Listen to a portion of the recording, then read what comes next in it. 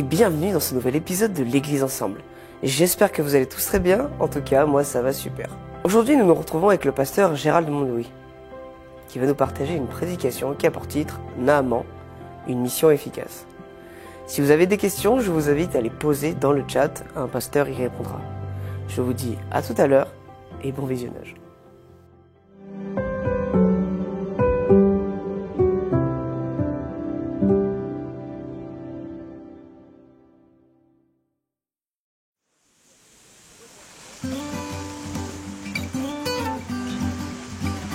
Oh, quel beau soleil dans mon âme, il éclaire, illumine tout. À ses rayons, mon cœur s'enflamme et je vais chantant partout. Dans mon âme, un beau soleil brille, son rayon doux et joyeux répand un éclat qui scintille, c'est le sourire de Dieu. Oh, quel beau soleil dans mon âme, il éclaire, illumine tout. À ses rayons, mon cœur s'enflamme et je vais chantant partout. Mon cœur était plein de ténèbres quand parut un jour nouveau. Au loin fuyaient ombres funèbres devant un soleil si beau. Oh, quel beau soleil dans mon âme, il éclaire, illumine tout. À ses rayons, mon cœur s'enflamme et je vais chantant partout.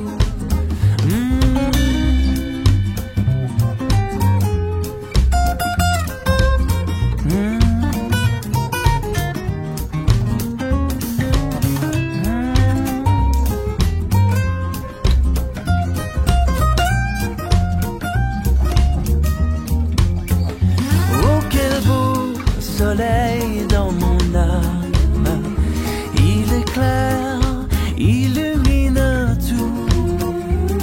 À ses rayons, mon cœur s'enflamme et je vais chantant partout.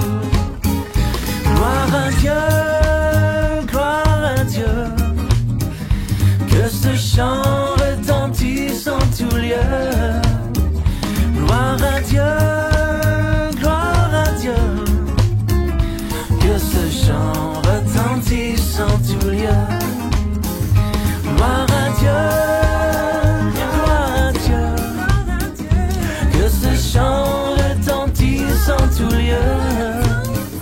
Gloire à Dieu, gloire à Dieu, que ce chant retentisse en tout lieu. Gloire à Dieu, gloire à Dieu, que ce chant retentisse en tout lieu. Gloire à Dieu, gloire à Dieu, que ce chant retentisse en tout lieu. Gloire à Dieu, gloire à Dieu, gloire à Dieu.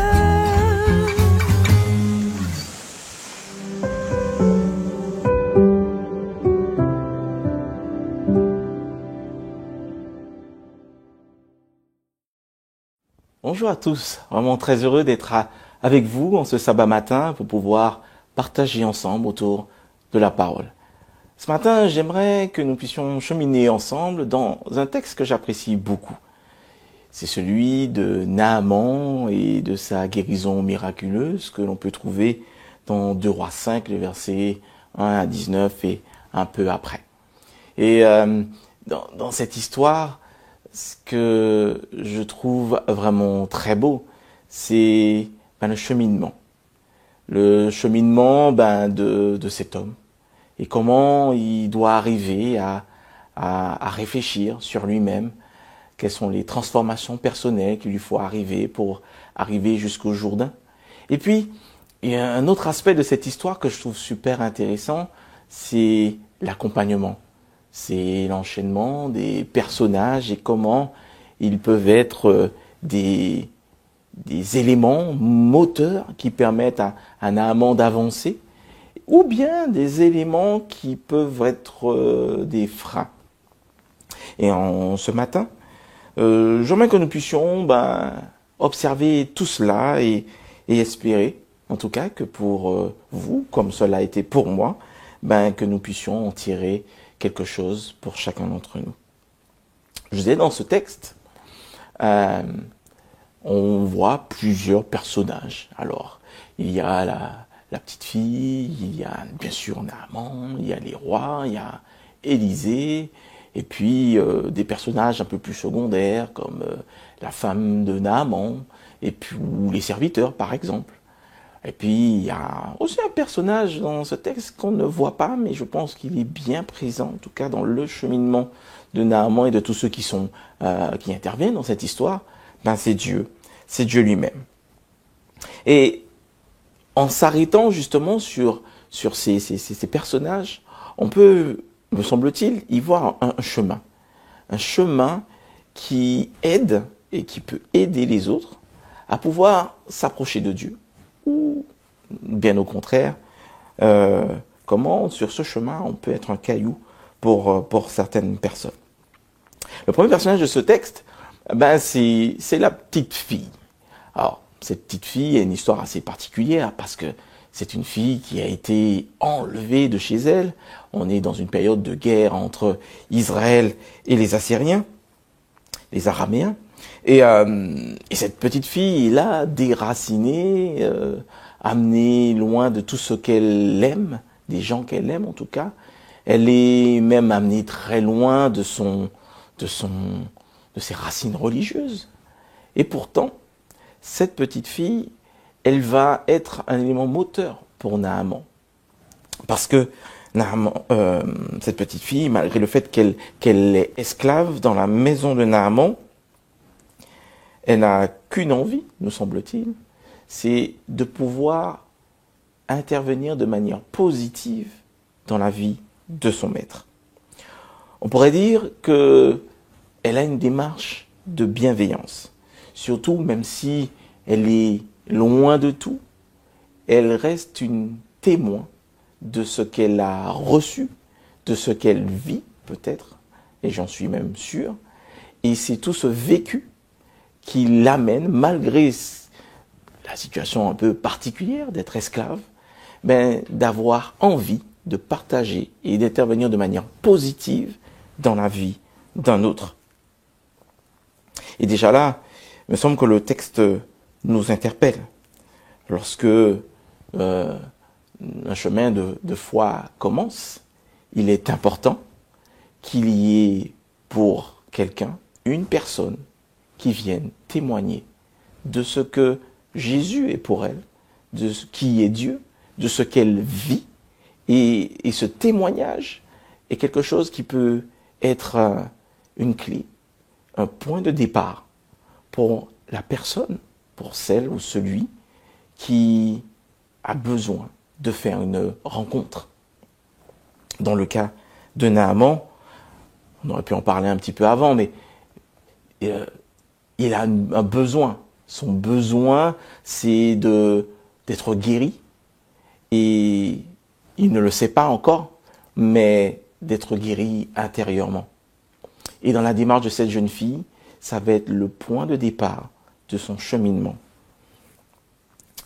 À nous de nous poser donc déjà peut-être une première question, c'est est-ce que mon témoignage dans ma vie de tous les jours, même quand je suis loin, même quand je suis dans un espace qui est étranger, est-ce que je peux?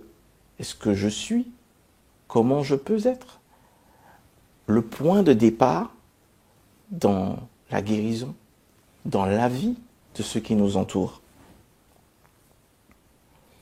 L'histoire continue et nous voyons l'apparition d'autres personnages. Alors bien sûr, Naaman, pour qu'il parte, il y a aussi l'intervention de son épouse qui est importante, parce qu'elle rapporte quelque chose.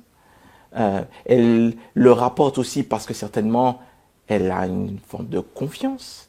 Elle voit dans la vie de cette jeune fille que c'est tellement pertinent, tellement fort, que forcément, il y a quelque chose qui doit marquer une certaine forme d'intérêt. Et je trouve ça aussi très beau, que cette femme puisse aller rapporter à son mari, tiens, voilà ce qui m'a été dit. Et ce que j'ai vu me donne suffisamment d'assurance pour pouvoir dire que c'est certainement vrai, c'est certainement quelque chose qui va t'apporter quelque chose. Et je pense que le témoignage de cette jeune fille, en tout cas dans la vie de tous les jours, permet en tout cas à ces mots d'avoir un certain poids. Et là aussi, je pense que dans cette démarche première que nous avons avec ceux qui nous entourent, qui sont autour de nous, qu'il est important que dire les choses, c'est bien. Par contre, les vivre vraiment de manière vraie et sincère, c'est quelque chose aussi qui parle dans notre témoignage. Ces deux personnages, donc, sont son point de départ et quelque chose qui va donc amener Naaman à entreprendre un voyage vers la guérison, un voyage vers Dieu. Le texte continue, parce que Naaman, bien sûr, est à l'écoute. Il va voir son roi, d'accord ? Et ce roi va donc envoyer Naaman vers le royaume d'Israël pour obtenir ce dont il désire. Peut-être qu'une chose qui est aussi importante de souligner avant que nous arrivions à l'épisode entre les rois, c'est de voir que la démarche, en tout cas de cette petite fille, est une démarche désintéressée, gratuite, à l'image de la grâce. C'est une démarche où elle ne demande de rien. D'ailleurs, on pourrait se poser la question, est-ce que Naaman méritait, en tout cas, cette bienveillance de cette jeune fille? Mais voilà, c'est une démarche gratuite, sans arrière-pensée, qui est uniquement dans l'intérêt de l'autre. Alors qu'on va voir que, au cours de ce cheminement, d'autres personnes n'ont pas la même démarche. Et on peut voir que dans le cheminement de Naaman, lorsque d'autres personnes viennent, en tout cas, mettre une autre connotation à cette démarche gratuite de bienveillance, cela peut être un frein sur le chemin de ceux qui doivent avancer vers Dieu. Alors, la petite fille avait dit, en tout cas à la femme de Naaman, et à Naaman lui-même par la suite, va voir le prophète, parce que c'est le prophète qui parle au nom de Dieu, va voir le prophète pour que celui-ci puisse te guérir. Alors, elle est un peu curieuse, la démarche du roi d'Aram. Alors, il écrit bien sûr au roi d'Israël. D'ailleurs, le roi d'Israël va pas forcément accepter la chose. Et il va dire au roi d'Israël, guéris mon serviteur. Le message est déjà un peu différent, vous en convenez. C'est vrai qu'à l'époque, ce sont deux rois qui s'entendent pas très bien, j'ai dit au début, ils sont en guerre. Et il y a certainement entre eux un contexte d'ego, de pouvoir, bien plus mis en avant que la personne de Dieu lui-même. Et puis, la démarche du roi d'Aram, c'est déjà un message qui est bien différent. Et en plus, à la différence toujours de la petite fille, c'est d'entrer dans une démarche pécuniaire. En fait, je vais acheter la guérison. La guérison proposée est gratuite à l'origine, et tout d'un coup, ça devient quelque chose à marchander. Pour amadouer le roi d'Israël, je vais payer, je vais offrir de l'argent, des vêtements, de l'or. comme si la guérison, comme si la grâce, c'était quelque chose qu'on pouvait acheter. Et peut-être que Naaman, il doit aussi comprendre que la grâce, la guérison, est quelque chose qu'on n'achète pas, mais c'est quelque chose qui vient de Dieu. Nous verrons par la suite que justement, tout cet argent, tous ces vêtements, tout cet or ne sert à rien et n'a participé à rien aucunement dans la guérison de Naaman. Mais c'est certainement important dans ce texte de le souligner, de le relever. Parce que je pense que dans le cheminement des uns et des autres, des Naaman, peut-être que vous êtes, apprendre à se dire que c'est un chemin de grâce, où ça ne s'achète pas, où tout est cadeau pour celui qui décide de venir à la suite du Maître pour recevoir la guérison. Mais revenons sur les problèmes des rois, le roi d'Aram et le roi d'Israël. On peut aussi voir dans leur démarche que parfois, en tant que protagoniste de l'histoire de ceux qui nous entourent, on peut devenir des freins. Parce que nos égos, nos idéaux, notre fonctionnement, on décide que c'est comme ça qu'il faut faire, alors que Dieu décide différemment. Et puis, on est tellement focalisé sur soi-même qu'on ne se rend même pas compte que le message de grâce au départ n'est plus un message de grâce, mais un message où il faut faire pour avoir. Et à mon avis, c'est quelque chose qui est normalement destructeur. Et ça marque un frein dans l'histoire. D'ailleurs, dans notre histoire, on pourrait dire, si ça s'était arrêté là en tout cas, Naaman était bien embêté. Parce que si les rois, parce que le roi d'Israël, il n'accepte pas vraiment la décision, cette lettre, il la prend très mal. Et en la prenant très mal, il aurait pu simplement renvoyer Naaman, et tout est fini. Le cheminement prend fin. Oui, parfois, dans notre manière d'être, il est important que nous puissions nous questionner. Est-ce que dans le chemin de celui qui veut aller vers Dieu, est-ce que je ne suis pas un caillou? Est-ce que je ne suis pas un frein? Est-ce que dans le maillon de la chaîne, je ne suis pas ce qui permet de faire l'histoire dérailler? Ce que je trouve beau, en tout cas, toujours dans cette histoire, c'est que Dieu est plutôt persévérant. Lorsque, même quand les choses déraillent, même quand les choses ne vont pas dans le bon sens, il est toujours celui qui vient rétablir la relation, rétablir le cheminement, et c'est ce qu'il va faire ici pour Naaman. Alors que l'histoire aurait bien pu s'arrêter là, Dieu va intervenir. Il va le faire par l'intermédiaire d'Élisée.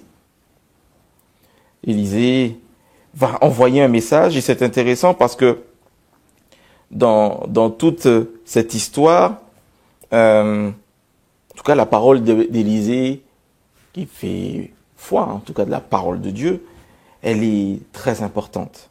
On ne le voit pas beaucoup. D'ailleurs, on verra plus tard qu'il sortira même pas lorsque Naaman viendra le voir. Mais il va poser une parole qui va faire en sorte que la route puisse reprendre.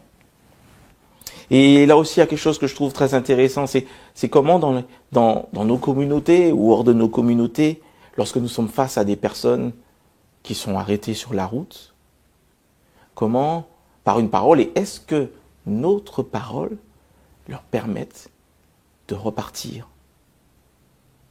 Est-ce que notre parole est quelque chose qui débloque une situation? lorsque nous nous trouvons face à des personnes à accompagner, est-ce que notre parole est tout simplement parole de vie ou de guérison?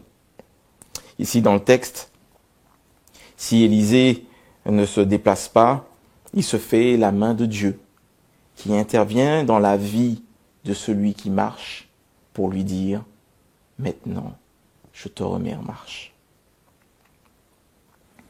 Il est, on pourrait dire, l'archétype de celui qui accompagne, comme la petite fille en tout cas, quelqu'un dans l'œuvre de Dieu. Envoie-le-moi, dira Élisée, et il saura qu'il y a un Dieu. Il me semble que nous voyons là encore un chemin qui mène les Naamans vers la guérison, vers la foi dans le seul vrai Dieu. Un chemin qui accueille l'autre, un chemin qui témoigne de ce que nous vivons, nous, dans notre relation avec Dieu, un chemin qui transmet la sécurité, une dynamique, une force qui insuffle la vie. Et il me semble que dans la géographie du texte, plus nous avançons, et plus ces événements, ces interventions permettent à Naaman, en tout cas, de s'approcher un petit peu plus près, de peut-être préciser encore un peu plus ce qu'il cherche vraiment. Une guérison, certes, mais une guérison spirituelle qui intervient lorsqu'on fait la rencontre du vrai Dieu. Quand on sait, comme dira Élisée, il saura qu'il y aura un Dieu. Naaman a continué son chemin, il répond à un appel, celui d'Élisée, et il arrive devant chez Élisée avec ses chars, ses chevaux, ses serviteurs, et comme tout accueil ou réponse, il reçoit simplement un ordre, celui d'aller se baigner dans un Jourdain et de s'y plonger 7 fois. Naaman, je pense à plein des égards, ressemble en tout cas à moi, je sais pas pour vous, très certainement, mais à beaucoup d'entre nous dans notre cheminement. C'est-à-dire qu'on avance petit avec Dieu, et puis on s'attend à une certaine forme de fonctionnement, à ce qu'on a imaginé se mettre en place, et puis Dieu prend des contre-pieds. Il sape un petit peu nos fondations pour nous amener dans des endroits très inconfortables. Et Naaman, en tout cas comme moi, il se met un petit peu à bougonner. Ouais, mais c'est pas comme ça que je voyais les choses. Je pensais que ça allait être un peu différent. Élisée serait sorti, il m'aurait accueilli, il m'aurait béni et j'aurais été guéri. Ou il aurait fait une incantation, une prière et puis je serais rentré chez moi. Non. Il lui demande quelque chose d'inconfortable. Va te baigner dans le Jourdain et t'y plonger 7 fois. Alors, il y a quelques années, durant mes études de théologie, j'ai eu à aller dans le Jourdain. J'y ai pas plongé, mais j'y ai trempé les pieds. Et j'avoue que la couleur ne donne pas très envie à la baignade. Donc je peux comprendre Naaman quand il n'a pas très envie de se baigner dans le Jourdain. Mais je pense que c'est important, en tout cas ça l'a été pour Naaman, qu'il y ait ce bousculement intérieur. Il fallait que, oui, déjà, il arrive à comprendre que tout ce qui lui arrive, c'est le fruit d'un cadeau de Dieu. Mais que il faut aussi accepter sa fragilité. Il faut aussi accepter que on a besoin d'aller sur des chemins qui ne sont pas forcément ceux qu'on a prévus. Et que derrière ce chemin, il y a la vie, il y a Dieu. Et qu'il faut apprendre la confiance. Il faut apprendre le lâcher-prise. Le déplacement de Naaman, vous l'aurez compris, n'est pas que géographique, même si c'est intéressant de le voir, mais on y voit quelque chose déjà là, un déplacement intérieur. Il me semble qu'aussi dans notre démarche avec ceux qui nous entourent, si c'est important qu'ils arrivent dans nos communautés, c'est très bien. Mais ce qui est le plus important, me semble-t-il, c'est comment nous aidons les autres à cheminer intérieurement pour qu'ils puissent se déconstruire, pour que Dieu puisse aussi construire, pour qu'ils puissent laisser la place au Seigneur de faire ce qu'il a à faire. Peut-être aussi que pour nous, en tant qu'accompagnants, c'est important de faire cette même démarche, de pouvoir aussi intérieurement avoir fait ce cheminement pour permettre à d'autres de le faire. La question pourrait être, est-ce que nous, accompagnants, nous sommes passés par cette expérience du Jourdain pour permettre aux Naaman qui nous entourent de passer par les eaux du Jourdain? Un lâcher-prise nécessaire pour pouvoir faire un choix certainement simple, mais si difficile, celui de plonger dans le Jourdain. Alors qu'il y a des eaux, comme dira Naaman, qui semblent beaucoup plus beaux. Quels sont donc les obstacles extérieurs et intérieurs qui peut-être nous empêchent de nous engager plus loin avec le Seigneur? Qu'est-ce qui vous empêche encore d'aller au Jourdain, de rencontrer Dieu? Oui, c'est important de lâcher prise. Et heureusement qu'il y a encore une parole qui est posée, celle des serviteurs. Mais si on t'avait demandé un truc hyper difficile, ne l'aurais pas tu fait? Naaman va donc descendre. Nous lisons dans le verset 14. Il va faire selon la parole de Dieu, en tout cas celle de l'homme de Dieu. Et cette expérience va changer sa vie, parce qu'il aura fait ce chemin intérieurement, parce qu'il aura lâché prise, parce qu'il aura fait confiance. Le texte nous dit qu'il devient pur. Le chemin, me semble-t-il, s'éclaircit devant lui et il va trouver dans cette expérience un chemin aussi pour sa vie.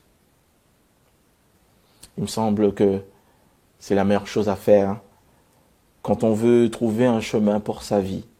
Laisser Dieu faire. Et puis on arrive dans une partie du texte qui, en tout cas, m'a toujours questionné. Et c'est peut-être la plus belle partie du texte, en vrai. On arrive au verset 15, et après, Naaman fait une belle profession de foi, hein, parce qu'il a rencontré Dieu, je le crois. Et il veut être reconnaissant, et il rapporte tous les cadeaux qu'il avait, comme quoi il a encore du chemin à faire. Et Élisée va refuser, parce que, comme pour la petite fille, ce qui lui semble en tout cas important de mettre en avant, là, c'est que ce n'est pas moi qui fais. Ce que tu as reçu, ce n'est pas moi qui te l'ai donné. Ce que tu as reçu, c'est Dieu qui te le donne. Et Naaman, en tout cas, j'y reviens, mais ça reste en tout cas quelque chose qui est très marquant pour moi et une des choses très fortes de ce texte. C'est que, en tant qu'accompagnant des personnes qui ont des besoins, il est vraiment, encore une fois, fondamental que ce soit l'œuvre de Dieu qui soit mise en avant. Ce n'est pas notre œuvre à nous, c'est l'œuvre de Dieu qui est mise en avant. Et ce que nous offrons, c'est quelque chose de gratuit, c'est l'amour de Dieu. C'est sa présence pleine et entière dans la vie. C'est un Dieu qui restaure. Il me semble qu'avoir cette démarche est fondamentale. Et à chaque fois que notre ego, notre présence est trop présente, pour le coup, eh bien nous sommes un frein dans l'œuvre de Dieu, comme les rois, comme va l'être dans la suite du texte Géasi, qui lui-même va hériter un petit peu, si je puis dire, pas un petit peu, il va hériter de cette lèpre, parce que trop présent. En tout cas, il hérite de cette lèpre, et il me semble que c'est quand même, alors même si dans le texte, ça paraît être une malédiction, mais comme toute malédiction, il y a une possibilité de. Géasi est atteint de cette lèpre, mais la bonne nouvelle, c'est que l'on peut en guérir. À partir du moment où, comme Naaman, on décide de ne plus être trop présent, mais de laisser Dieu être présent. Enfin, la partie la plus croustillante, faut qu'on y arrive, au verset 17 et 18, c'est pas parce que on s'est engagé dans un cheminement de vie avec Dieu que tout est fini. Lorsque vous passez par les eaux du baptême, il faut être conscient que tout n'est pas encore finalisé, je puis dire, avec Dieu. Dieu n'a pas fini avec nous. On a un chemin encore à faire et tous ceux qui ont fait cette expérience du Jourdain, pour le coup, peuvent en témoigner. Il y a un chemin derrière. Et oui, cette partie m'enseigne que Naaman va pas tout bien faire. Il le dit lui-même, pardonne-moi si quand je vais aller avec mon roi, mais que je m'agenouille avec un autre Dieu. Et il en est conscient. Il est conscient de ses problèmes. Il est conscient qu'il y a encore des questionnements. Il est conscient qu'il aura encore des reculs. Il est conscient simplement de sa faiblesse. Et il est conscient qu'il a encore besoin de Dieu dans sa vie. Et cette parole d'Élisée a toujours été très présente en moi. Et elle caractérise encore la démarche du bon accompagnant, de celui qui veut le bien de l'autre. Élisée va dire « Va en paix ». Cette phrase, elle résonne encore. Pourquoi ? Parce que j'ai pas l'impression d'entendre, en tout cas chez Élisée, écoute, c'est pas grave. Mais ce que j'entends, c'est je comprends là où tu es. Et je te donne une parole qui te permet encore d'avancer. On en revient à tous ces personnages qui peuvent être des freins. Et parfois, nous pouvons encore une fois par une parole dire mais ce que tu fais n'est pas bien. Mais ça ne suffit pas de dire ce que tu fais n'est pas bien. C'est comment, malgré tout, je te permets de continuer à progresser, à être présent.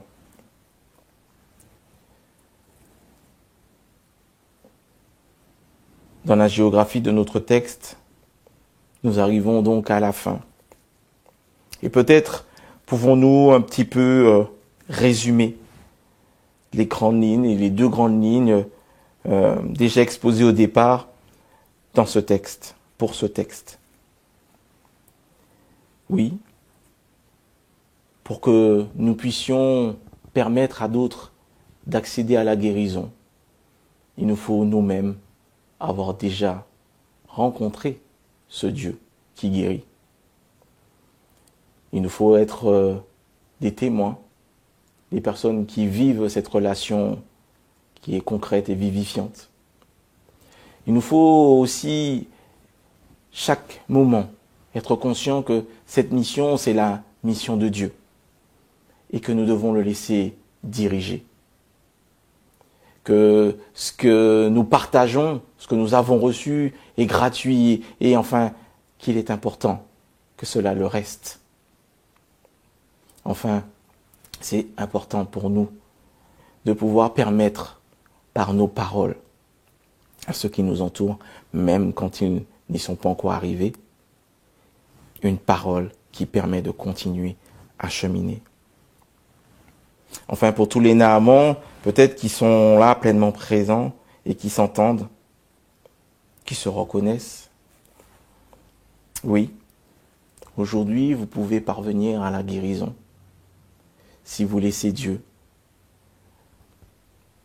prendre toute sa place en vous. Si à chaque moment, vous êtes à l'écoute de cette petite voix qui te dit « Viens et tu verras qui est Dieu ». Peut-être qu'aujourd'hui encore, il vous reste des choses difficiles à surmonter pour parvenir au Jourdain. Peut-être vous êtes dans une hésitation par rapport au baptême. Peut-être vous avez des questionnements, mais ne restez pas là où vous êtes. Parce que rester immobile, c'est la mort. Par contre, bouger avec Dieu, dans la confiance, c'est la vie. Je vous invite donc que vous soyez accompagnant ou Naaman à faire chaque jour le chemin vers le Jourdain. Merci à Gérald pour ce temps de partage. Vous le savez, vous pouvez donner vos offrandes en cliquant dans le lien qui se trouve en description. Je vous dis à la semaine prochaine et bon sabbat.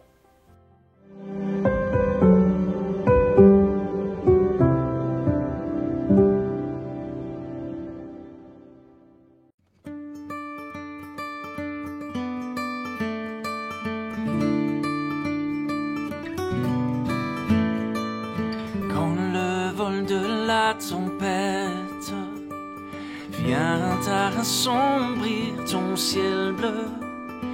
Au lieu de baisser la tête, compte les bienfaits de Dieu.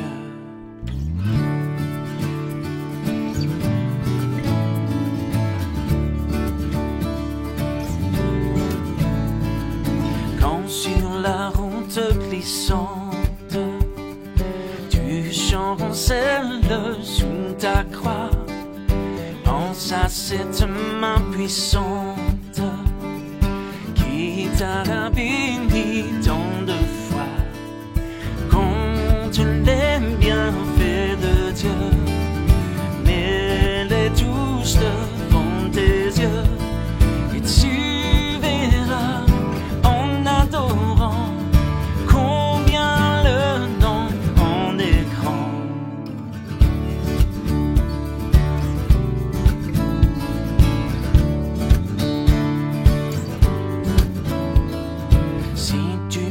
Dans le voyage, plus d'un cher et tout trésor, pense au divin héritage qui là-haut te reste encore. Compte les bienfaits de Dieu, mets-les tous devant tes yeux, et tu verras en adorant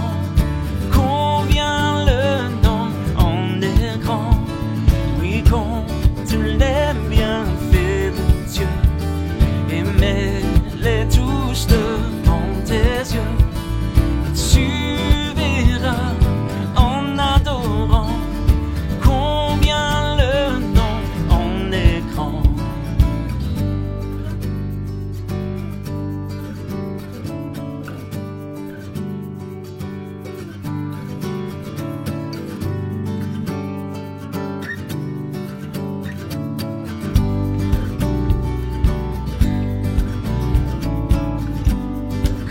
C'est bien fait.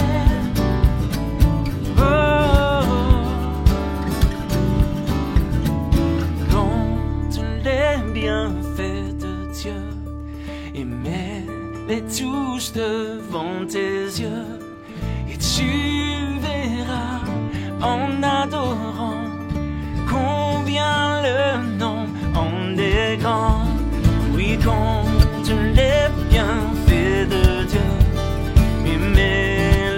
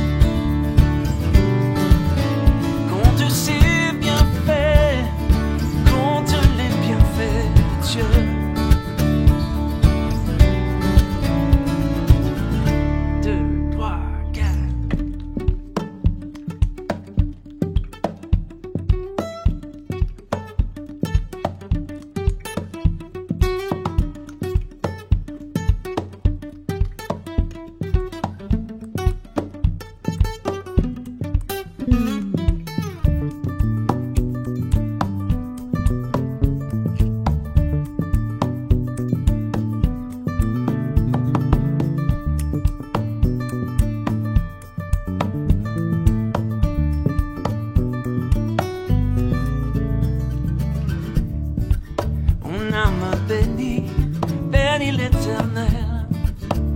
Il n'oublie aucun de ses bienfaits. Mets-les tous devant tes yeux. Oh, oh, oh.